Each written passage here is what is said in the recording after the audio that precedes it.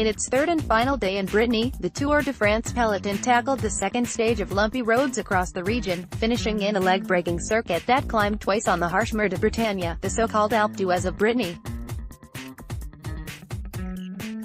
In another exhibition of strong teamwork and solid effort, BORA-hansgrohe responded to the hard pace of the stage and the crosswinds and brought Rafal, Majka and Peter Sagan safely to contest the last and crucial ascent.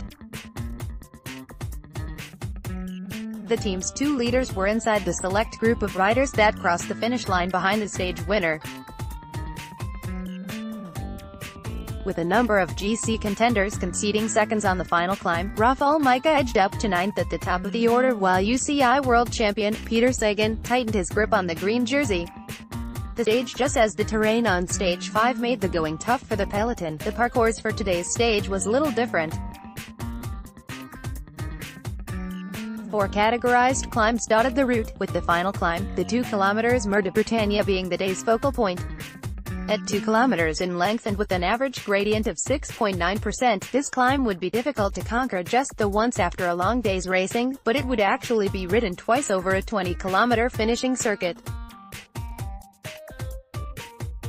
Riders hoping to make a claim for the stage win would be able to get a feel for the finale on the first ascent, but few would be relishing the idea of a second attempt at the end of the 181-km stage.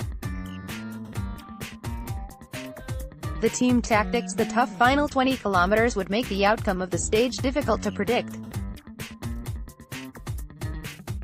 A lot would depend on how the day progressed and how hard the peloton would have to work to draw in the day's break. The team would be looking to the intermediate sprint at the 135 km point to take some extra points in the fight for the green jersey, before preparing for the difficult finale on the Mûr-de-Bretagne. Bonifications would be available in the closing kilometers, which would only add to the potential chaos of the finale. It would be essential to keep Rafal Majka safe here, as well as working to bring the UCI World Champion, Peter Sagan, into a good position to fight for the stage win if the opportunity presented itself. The teams that had the breakaway as part of the day's strategy made their intentions clear from the drop of the flag.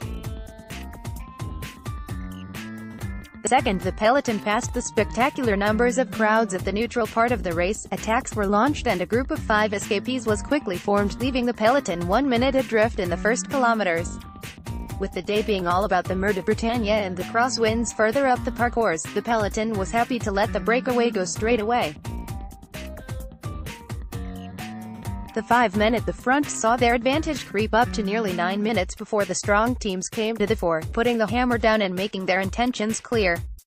Crosswinds and exposed landscapes wreaked havoc, splitting the peloton into pieces 75 km into the race, catching some of the teams off guard in rears. BORA-hansgrohe had all its powerhouse safely at the front of the leading groups, sparing them from the effort and energy the laggards spent to make the peloton regroup.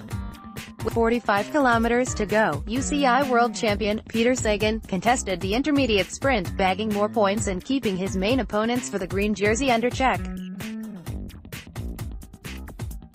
As the peloton entered the finishing circuit and prepared to climb the Mûr-de-Bretagne for the first time, the red and white stripes of Austrian national champion Lukas Posselberger headed the bunch, taking turns with Gregor Mühlberger, Daniel Oss and Markus Berghardt, with the rest of the squad protected.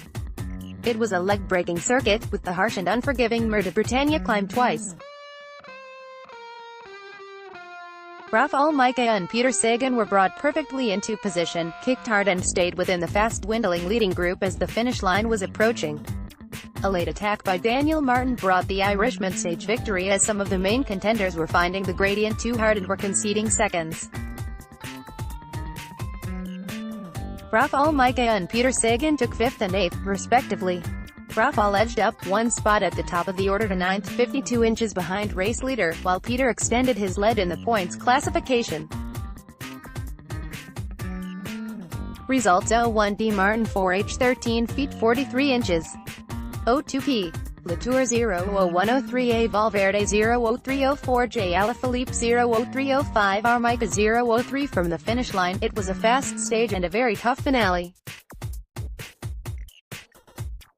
Similar to almost every day so far, our team was strong in the guys put me and Peter in a perfect position. When Martin attacked, nobody was able to follow. I was in the wheel of Thomas and Port, but they couldn't close the gap. I thought about giving it a go with 1 kilometer to go, but it was headwind, so I decided to stay with the others. In the end, it was a good result. A lot of guys lost some seconds, so I am happy to finish 5th without any time losses. Rafal, Majka, we can be really happy with the results and the way the boys rode again today. The team was always in control and at the front when needed. They protected Rafal and Peter perfectly until the end, and on the last climb, it was up to their legs. We knew that it was going to be a hard finish for Peter, but he was close again. I am very happy for Rafa. He proved he is in strong shape, and while some GC contenders already lost some seconds, he was up there with the best. Enrico Poichki, sports director.